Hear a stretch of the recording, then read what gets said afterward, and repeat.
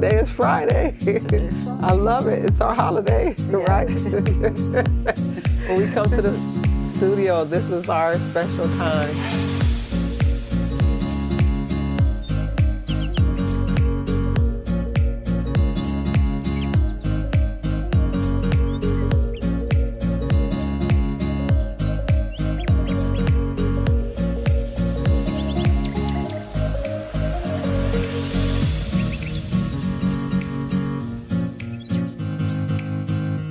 Here we are yet again with another topic, and you and I kind of went back and forth. I had one, you had one, and so we went ahead and went with the one that you had, which is okay. There was another one, but it was actually three. We got a lot of time though. We got a lot of Fridays. Yeah, we'll have a lot of Fridays. We can do it. You know, we even discussed having Friday every day. If we had Friday every day, we'd have a topic every day. And hey, why not? Well, our topic today is, drum roll, anxiety. Anxiety. Mm-hmm. Anxiety. This is a big one now. It is. Yeah. Something like 40 million people in the United States suffer with some form of generalized anxiety. And it is a disorder. Mm-hmm. And I think the National Institute of Health said something like 19.1% of our population. I didn't do the math on that 40 million and then the 19.1%, I just used their numbers. That's where it came from. And I just kind of started reading a little bit about general anxiety, and then start thinking about, well, what is that? What is anxiety? How would you define it? Anxiety is anything that puts you out of your norm. So it can be a trigger point anxiety. And again, we all have some sort of anxiety one time or another, and maybe daily and maybe hourly. We don't know for some individuals. Second by second, minute by minute. Minute by minute, right. And so you have to identify it. Yeah. You know, if you don't know you're having anxiety, and it doesn't have to be a panic attack or any such thing, but once we identify it, we can chop it up more. Then begin to work on it. Well, it talks a little bit about these three things, these ingredients. Now, the disclaimer is this: I'm not a mental health professional. I've worked in the area of special education for a number of years, so I've always been fascinated with brain-based research. Always been fascinated with very serious topics, but with anxiety, this definition, I went ahead and looked it up. They talked about 3 factors that are typically involved in it, and the feeling is usually it's intense, excessive, and persistent. And typically, you're right, everybody feels it at some point or another, and it can be like birthdays or weddings, or if you're an athlete, it can be scoring the big score, if it's golf or tennis or baseball or polo, whatever sport you play, or basketball or football. Just athletes, I'm sure, have it. But then if you have these kind of intense, excessive, persistent feelings with everyday life, which are with tasks that should be mundane, washing dishes, doing laundry, cooking, just typical everyday tasks that one would take, then that's when you have to wonder or start to think whether or not there could be a problem, because those feelings shouldn't be as intense when you're taking care of everyday things. Now, everybody know themselves. You know yourself better than others, and no one works the same. We talk about this all the time, right? When it comes to a lot of things. But there are, you use the word panic attacks, and when it begins to turn into things like panic attacks, when you're avoiding social interactions, you don't want to go places because you know that if you go into certain social situations, you're going to have those feelings, so you avoid it altogether. So when you begin to avoid situations, to avoid having certain feelings, that's when you need to take kind of inventory of yourself, right? Yes. Now, personality wise, I don't know, because I still had to think about this, because I don't like going to big stores.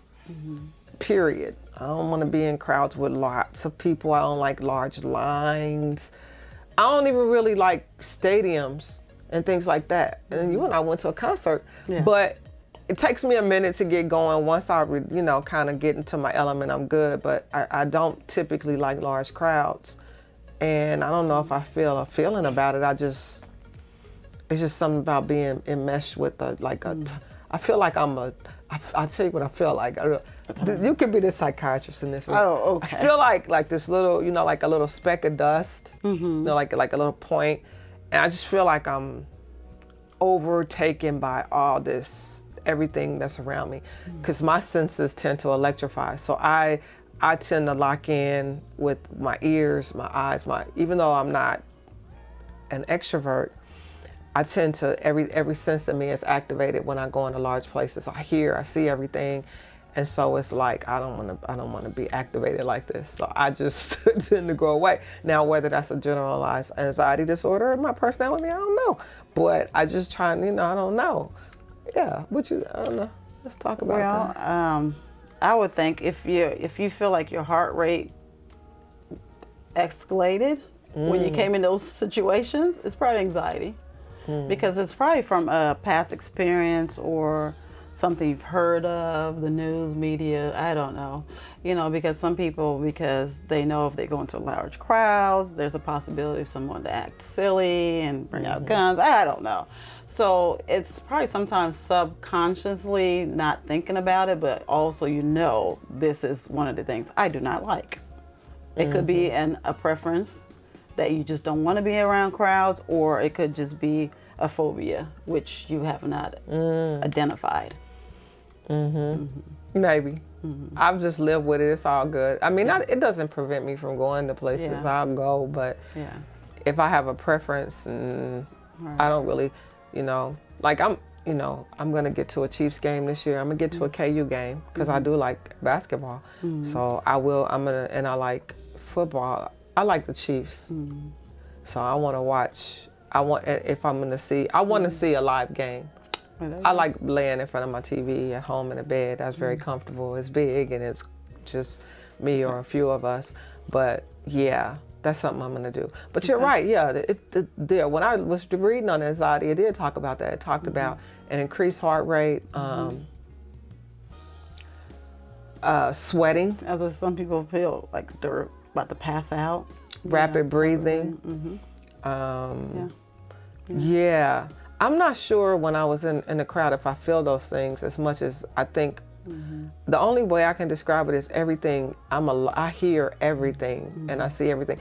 It might be associated with when I work. Because like when I work and I hear people, and you know how they sit and they're telling you what their symptoms are, what they're feeling. I hear not only do I hear what they're telling me, I feel what they're telling me. I'm an empath. I'm like, you are feeling, really? I get in there. Okay. And I start really feeling with what they're feeling, and I'm like, okay. And so I think that has a lot to do with it. Now, I'm just talking about myself, but I also know that there are people that feel this way. I know there are a lot of people that are out there. They were saying globally when I looked it up, according to this National Institute of Mental Health, that the number's like 4% globally.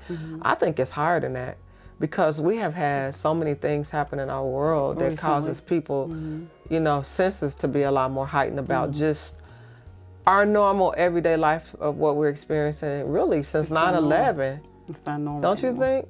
Like getting on the airplane, even to travel, you can't even do that. Like you have to throw away half your stuff if you don't pack it right. You just travel light because they're gonna make you throw away your deodorant, your toothpaste, your perfumes. You're gonna throw all that away because it has to be like an ounce or two, and anything can be constituted as a weapon. So just traveling,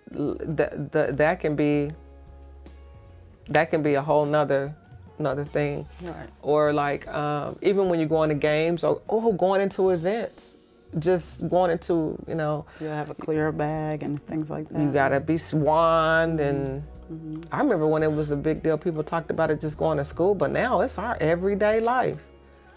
Well, I think it depends on how people look at it, You can go to these places and look like, oh, well, it's for safety reason and not have anxiety over it. You like to go though, don't you?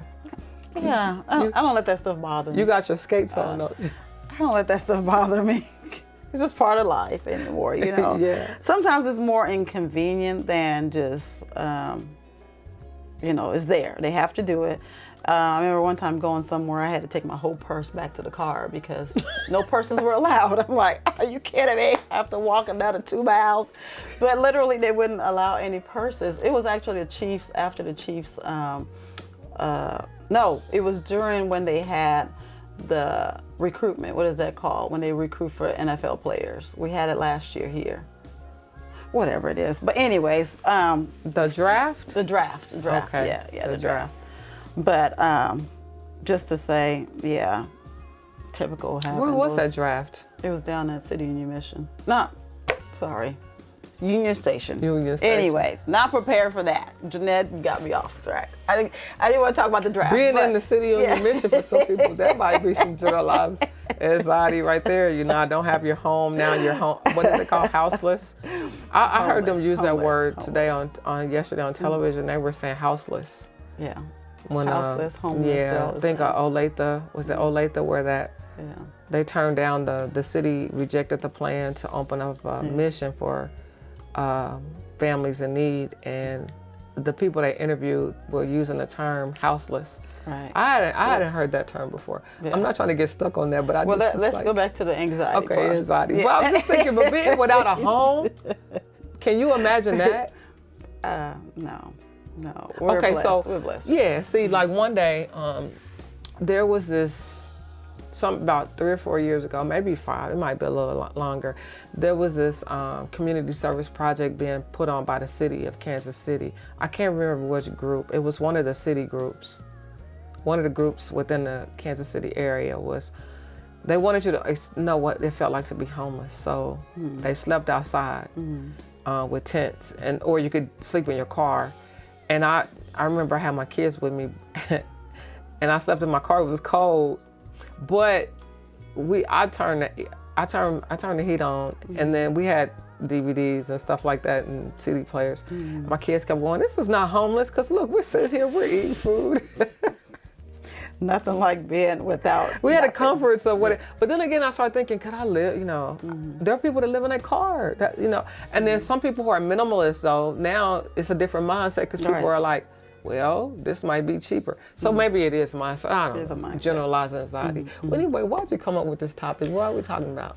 Anxiety today? You know, anxiety, we because we're in the field that we're in, we face a lot of people that have anxiety. And sometimes anxiety can be projected onto someone else. So it's very, very important to know, or at least to discover when someone's having anxiety, because of one person's emergency can trigger you, you know, and you have anxiety. Because I've faced that recently. Prime example, I had a conversation this morning. I can't remember with what was going on, but it took me off track of what I was doing at that moment. And then I missed my turn or whatever the case may be.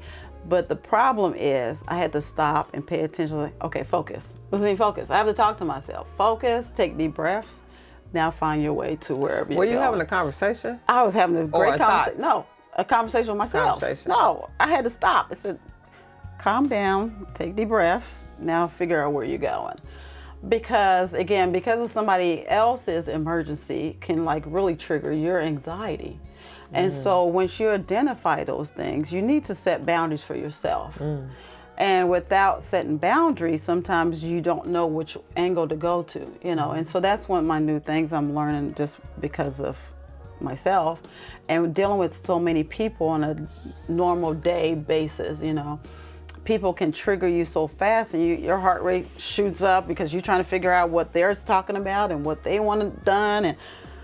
And so I'm starting to pay attention to that. I said, no, your emergency is not my emergency. And I'm going to calm down, and then I'm going to figure out what you're saying to me. And then we can try to process and try to see how we can work this out. Because anxiety literally can really mess up with your physical health. Yeah. And so with that said, it can be over time. It can be immediate. People don't realize that, okay, we're talking mental, but it can also go physical. Just imagine your heart rate's always up, palpitations, and you're dealing with other people's issues and your issues, and eventually your body's going to give up and say, I'm tired of dealing with all of this stuff. Even though we have that mechanism that does fight or flight, which is normal, you don't want to be on a fight and flight at all times, always on the go, always on the go. So I'm learning myself just to slow things down, to pay attention to what's going on, and try to respond. I think you said something that was really good, that an emergency, your emergency does not constitute an emergency for me. No. An emergency that you're having. But I also understand what you're saying. Caretakers, people in public service, when you're working to help others solve problems, or when you're solving world problems in your respective career, the perspective then needs to come that, yes, while it's extremely important in what's happening, you have to be able to assess it. I like what you said, pull back a little bit, and then see how you can solve it. Now, my work brain, I tell Mr. Dean this all the time. I think in grids, which is kind of so funny to me even. Like, I do really well with statistical things and averages and numbers. Not the where I calculate, but I'm good with storylines with regards to statistics and long range studies and what those studies mean. Why did I even bring that up? Because I think that I'm gonna tell you why. I brought it up because I think that sometimes when you're looking at the world problems and you're trying to figure out what those are, I do have to be careful of making sure when I'm hearing problems on a daily basis, for those that do come to me with that emergency, that the empath in me now, there's a very softer part of me that do take it in. There's another part of me that compartmentalizes so I can start to solve it. Because what I do, my brain naturally takes the disorder and I start putting it in order. That's what I do. Like if I'm looking at numbers, or if I naturally want to begin to hear what that problem is. Now I'm trying to come up with a solution of some sort. And that's the caregiver side in us, because we as caregivers, this is just a truth factor, I believe it is. We want to help fix everything. We want to be there. What's going on? Help me explain to me so I can help you, And you can't help everyone. I'm coming to that conclusion in my lifetime here. Getting a little older, I tend to figure out I can't help everyone. You can only help who you can help. You just get a handful, get good at that, and then move on to the next handful. You can't do it all. Do what you can, right? Do what you can. It's and so it's a new part of me too. So yes, I may hear problems, but then I just say, well, that's probably not one I can tackle right now. I'm just not going to tackle it. I'm going to let that person try to figure it out on their own, and prayerfully they find out what the solution to that problem is. So I try not to take everybody's problems again in my lap and thinking I'm going to be able to help that person or solve that problem. And that will keep my anxiety down. I've had periods of anxiety. I'm like, why am I anxious about this? And then you're like, because that person just offloaded on me, and I'm trying to figure out what's my next step. So you try to figure your next step, their next step, everybody else's next step. Yeah. And so I'm starting to, like I said, setting boundaries is very important in terms of realizing what's going on and step back. And then you come back to it later on. It's not an immediate type of thing. Because I had a situation yesterday, prime example. The person wanted to text about a situation that I was going to relinquish. I was like, no, we're not doing this anymore here. We're not doing this. And so that individual thought, because I'm such a nice person, I'm just going to keep pushing the buttons. I'm just going to keep texting this out. And I finally said, nope, I'm not dealing with this today. We're going to deal with this on Monday. So we got 3 days to calm myself down. I need 3 days to calm myself down. And then I can probably come back to that situation to try to see if I have a more clear head. I like that. 3 You know, days. instead of you wanting to push could be your 3 stuff on me. weeks. It could be even 3 weeks. be 3 Whatever the months. timeline is, it's for you. It's for you. That's right. Yeah. And again, that's when you learn the boundaries, you know, to set the boundaries, because people think like, oh, I have full access. You cannot give full access to everybody. So because they don't have that responsibility to receive that full access. You give them all that you have, Right. and then they want to offload, and then you're like, you're just stuck. You're just looking like, I can't do anything else. You know, it makes you numb, paralyzed. Now, when it come to work, because I've been in service all of my life, I've been in places where I've had to go and get assistance for various issues. I had to approach public service, and sometimes it's molasses, or I felt like you're a public official. It should take you longer than 16 weeks to address my issue. Maybe they Longer? felt like, Or shorter. What you mean, longer or shorter? maybe they felt like that's your emergency, not mine. Yeah. However, That's what they you think. know, when you are approaching city services or something that you need immediately, and your servants are there to help you, my thought process says, hey, you're in this position, you signed up, I need for you to help me. That's different from personal. In business, when we get calls, I really try to turn around within 24 hours. I'm gonna give a response, even if I don't have an answer. I'm gonna acknowledge, I've heard what you said to me. Even if I'm not able to move, I'm gonna at least acknowledge you. Hey, listen, I heard what you said. I'm working on it. This is, you know, I'm gonna give some direction that way. Cause I think it's a courtesy when you're a servant, a public servant, and that lets me know that I wasn't. It didn't fall into voicemails. Now, you and I both know, you know, you get tons of emails and voicemails, and things fall into that abyss or that kind of bottomless pit. And then anxiety, anxiety is funny, generalized anxiety, because the reverse can happen too. I just want to point this out, where you can push things off the plate. But the problem is, when you're pushing it off or kind of scooting it over, you can push a lot of things over, and then you're going to create a pile, and then you got to unpack it. So I think in trying to make sure I divert it, or I'm handing off, where I am delegating, but I'm delegating to the ones who I know can get it done. Not delegating to, because that can be That's stressful too. That can be if it's not in the right hands. It can be just as bad too. So you want to make sure this might help somebody. I don't know, it's helping me right now, but I really do. I try to do things within 24 hours. There are times when I don't get there, but I do acknowledge, even if I'm not going to solve it. With emails, I try to do a better, good job. There used to be a time when I was a teacher, I'm going to be honest, when I first started out, I was terrible. I will acknowledge it. I couldn't move fast enough because of time, because I was trying to dissect it too much.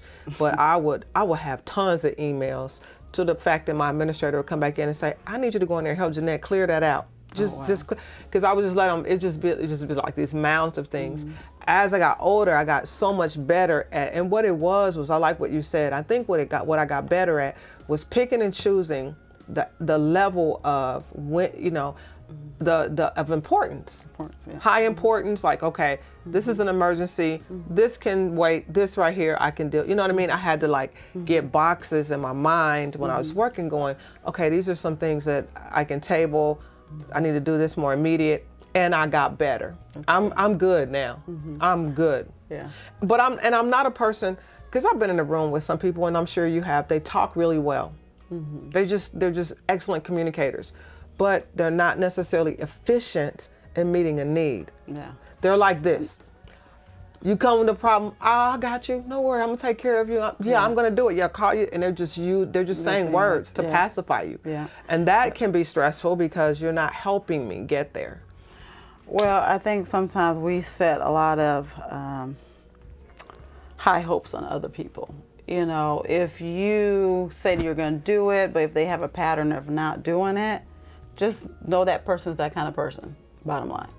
And so that keeps your anxiety down, your stress level down, because I've dealt with this person before, and there are a whole bunch of words, according to what you're saying. They're words, but not action. But that takes time, right, to acknowledge. Yeah, again, that's why we're here, because you have to study yourself. If you don't know yourself, you're not going to know how to move.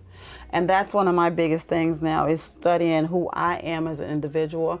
I had another situation today. I had a test, as you knew, and then I had a medical emergency going on at the same time. So the individual texts me and says, hey, this is what's going on.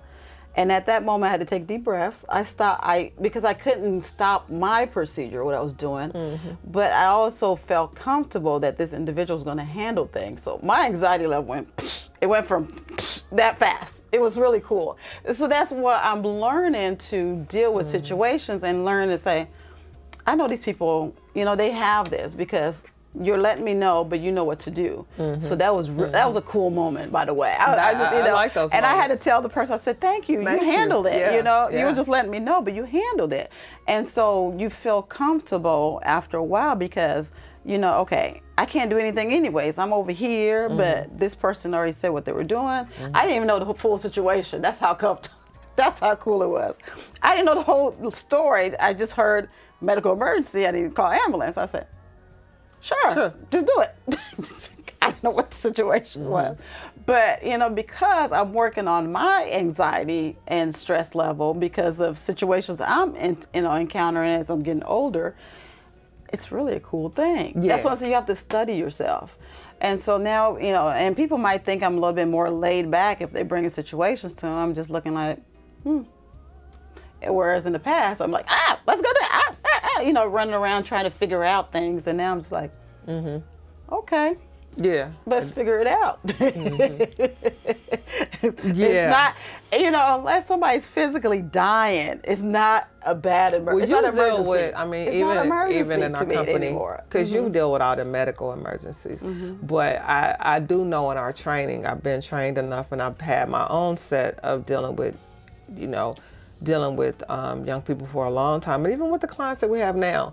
I try to do, we're doing a better job of trying to help you manage your plate, because we think that if we can help you with that, I can attest to that. There's some things we have to be able to make decisions on to be able to, that'll help free you up, because at the end of the day, we're still a team. So the on the corporate part, on the work part, build a good team.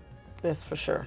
Yes. That's called a support system. Yes. Everybody got different words. Village. Yes. Get your village. Build a team. You need build somebody. a good team. Support system. Yeah. You got to have people on your corner that you know who are going to be, who do what they say, who's going to be effective, who's not going to drop the ball. Not saying perfection. That's different, because perfectionist is his own type of. You start to deal with your own type of anxiety with that, but you do need support, because we need people. And then the other thing, I love what you said, is definitely you got to know who you are. You have to know yourself. You have to know what your capabilities are, and then here's the other piece: you got to know your limitations.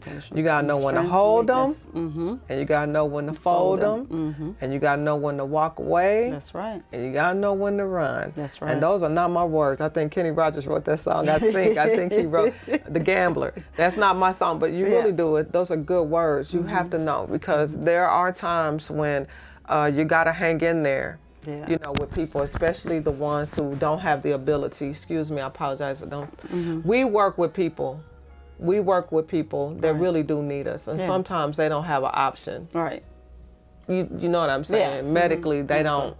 There's no option. Some of our clients are they're too sick. So when they call us, they genuinely need us.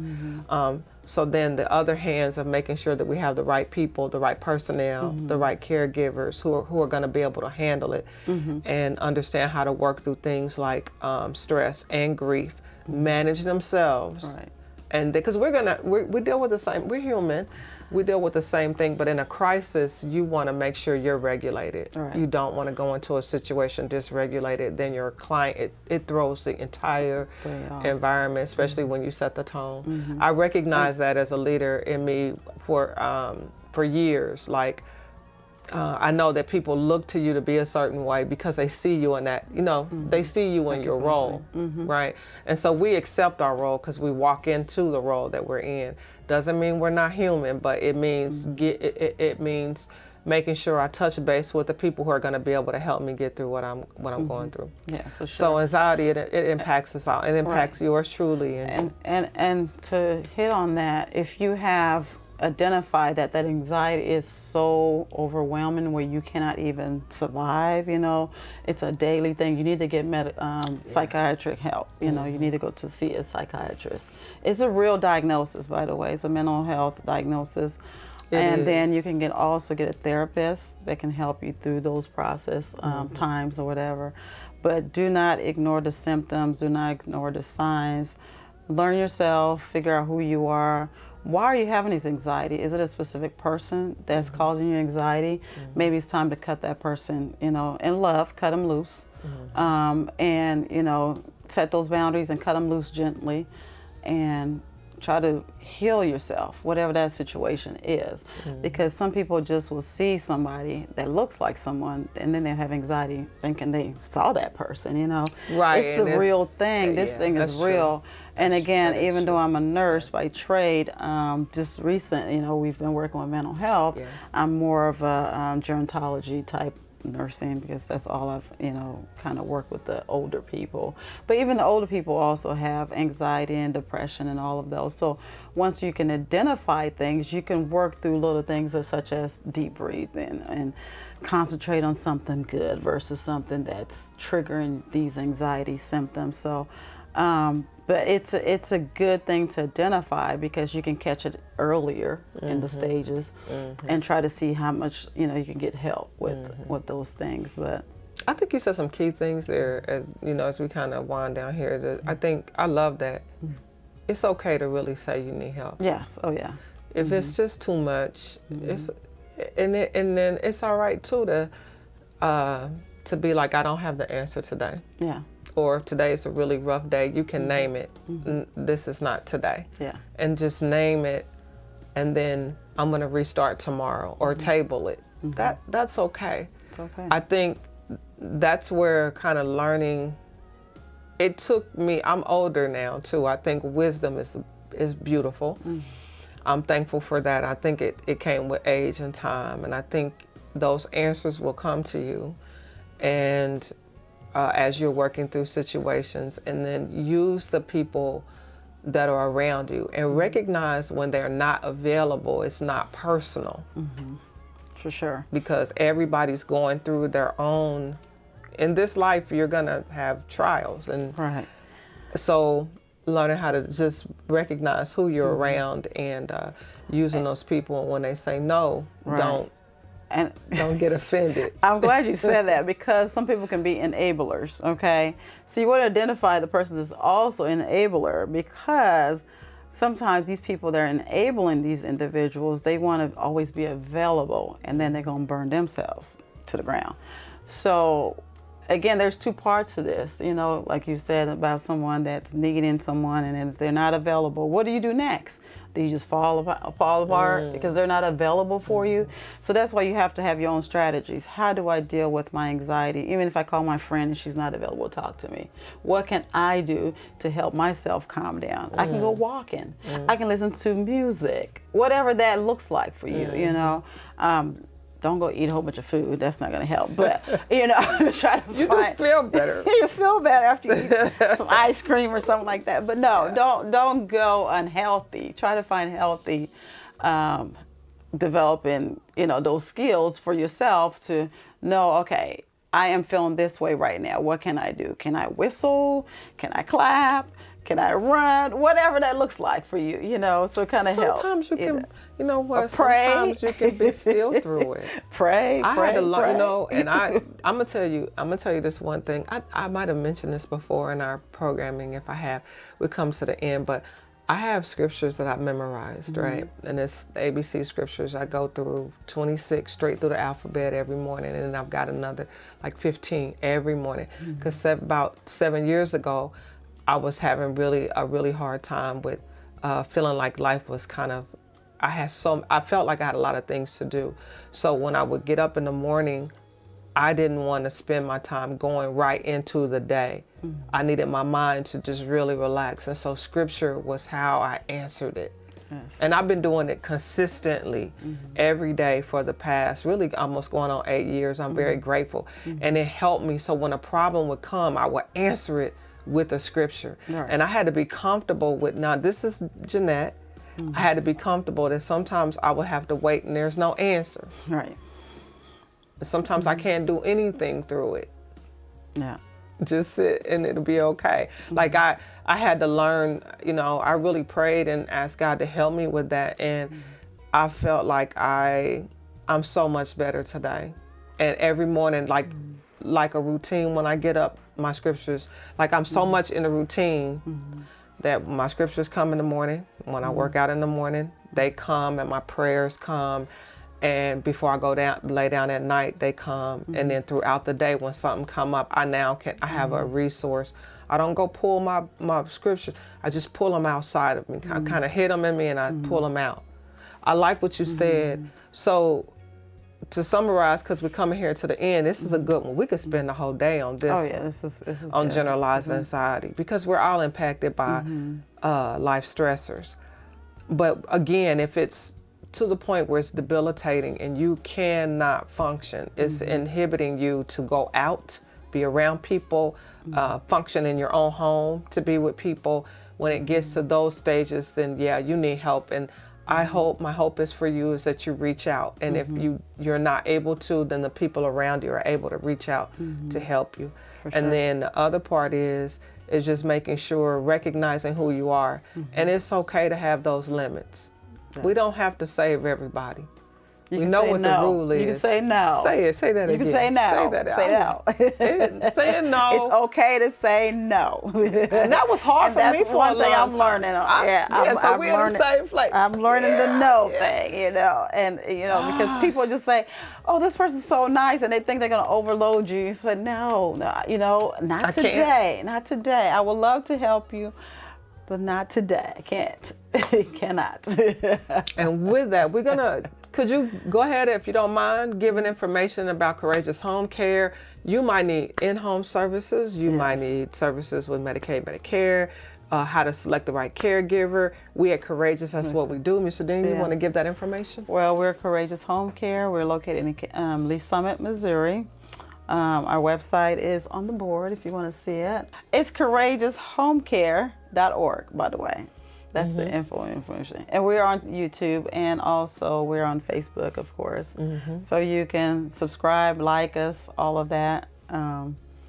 But this has been a great topic. Kind of one I'm actually working on myself, so it was kind of dear to the heart. Dear to the heart. Constant. So, every day is a new day. You're learning something new every day. And so I'm just enjoying the life moments of learning. So, but hopefully this was very helpful. Thank you. It was helpful to me. Thank you. We'll see you next week with more hot topics. I can't even tell you what it might be about because we change. Yes. So we'll see you next week. Thank you. Thank you. Take care of yourself.